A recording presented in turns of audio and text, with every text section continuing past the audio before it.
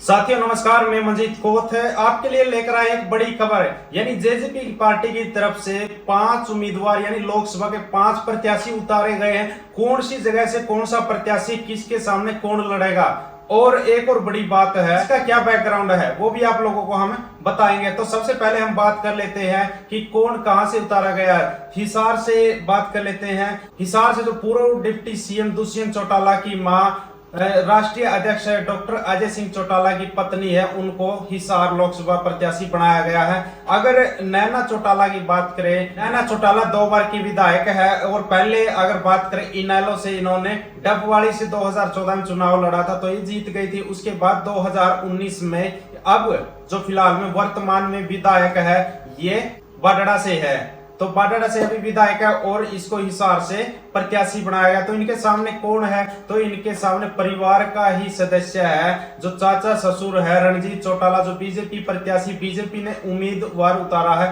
उनके सामने चुनाव लड़ेगी। अगर भिवानी महेंद्रगढ़ से बात करें तो राय बहादुर यानी पूर्व विधायक है राय बहादुर सिंह को उतारा गया। वो कांग्रेस पार्टी को छोड़कर जेजेपी में जिस समय जेजेपी पार्टी में शामिल है उसी समय राष्ट्रीय अध्यक्ष डॉक्टर अजय सिंह चौटाला ने घोषणा कर दी थी कि महेंद्रगढ़ भिवानी से इसको हम लोकसभा प्रत्याशी बनाएंगे। तो ये वहां से इसको बनाया गया है। और गुरुग्राम की बात कर लेते हैं। देखिए हरियाणवी इंडस्ट्री का एक सिंगर है राहुल यादव फाजिलपुरिया, ये एलविस यादव जो बिग बॉस विनर है, एलविस यादव यूट्यूबर है, उनके करीबी है। एलविस यादव जो विवाद चला था अभी पिछले समय में, तो कुछ दिनों पहले जो विवाद चला था उसमें भी इसका नाम जुड़ा था। और फरीदाबाद की बात कर लेते हैं। फरीदाबाद में एक युवा नेता को उतारा गया है। युवा नेता है जो जेजेपी की तरफ से नलिन हुड्डा को फरीदाबाद से युवा नेता यानी लोकसभा प्रत्याशी के रूप में उतारा गया है। तो देखते हैं क्या कुछ रहता है फरीदाबाद से। और एक आगे की बात करें सिरसा से है, जो 3 बार के विधायक रह चुके रमेश खटक को वहां से प्रत्याशी बनाया गया है। रमेश खटक को लोकसभा का प्रत्याशी सिरसा से बनाया गया है, तो वो पहले 3 बार विधायक भी रह चुके हैं। और अगर बात करें नैना चौटाला हिसार से, जो पुराना नाता रहा हिसार से भी उनका, तो हिसार में यानी 1ली से 7वीं कक्षा की पढ़ाई भी हिसार से की थी और एफसी स्कूल के माध्यम से भी पढ़ाई की, और जो ग्रेजुएशन है वो एफसी कॉलेज के से उन्होंने पढ़ाई की है।